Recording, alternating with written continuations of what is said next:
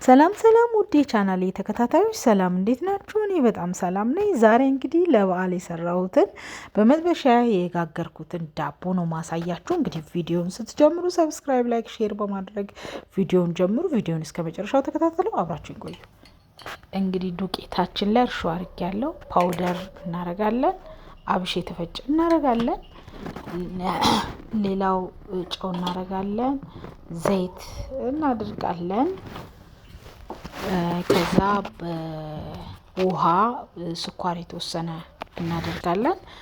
ከዛ እናቦከዋለን። በውሃ በደንብ አድርገን አሽተን እናቦከዋለን። ምክንያቱም በደንብ ካሸነው ውስጡ ፍትፍት ያለው ወይም ደግሞ ብስል ያለ እንዲሆንልን ነው። አብኩተን በደንብ አሽተን አብኩተን ከድነነው እናስቀምጣለን። ከዛ ኩፍ ሲልልን ሁለቴ ኩፍ ካለልን እንመልሰዋለን። ከዛ መጥበሻችንን አዘጋጀን። መጥበሻችን ላይ ኮባ አደረኩ እንደምትመለከቱት። ከዛ ኮባችን ላይ ውሃ ትንሽ እርከፍከፍ እናረግበታለን። ከዛ በኋላ ሊጣችንን የዳቦ ያዘጋጀነውን ሊጥ መጠፍጠፍ እንጀምራለን ማለት ነው። በዚህ መልክ እንግዲህ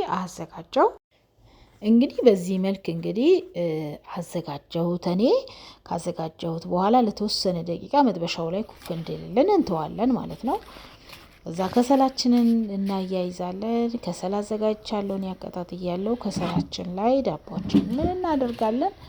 ከዛ እያየን መብሰሉን ቼክ እያደረግን እያገላበጥን ማብሰል እንጀምራለን ማለት ነው። እንግዲህ እኔ ዳቦ ይሄንን የሚመስል ሆኖ በስሎልኛል። በጣም ቆንጆ ሆኖ የበሰለልኝ። እንግዲህ ይሄንን ይመስላል የኔ የበዓል ዳቦ ይሄንን ይመስላል። እንግዲህ እናንተም በየቤታችሁ እየሰራችሁ ሞክሩ።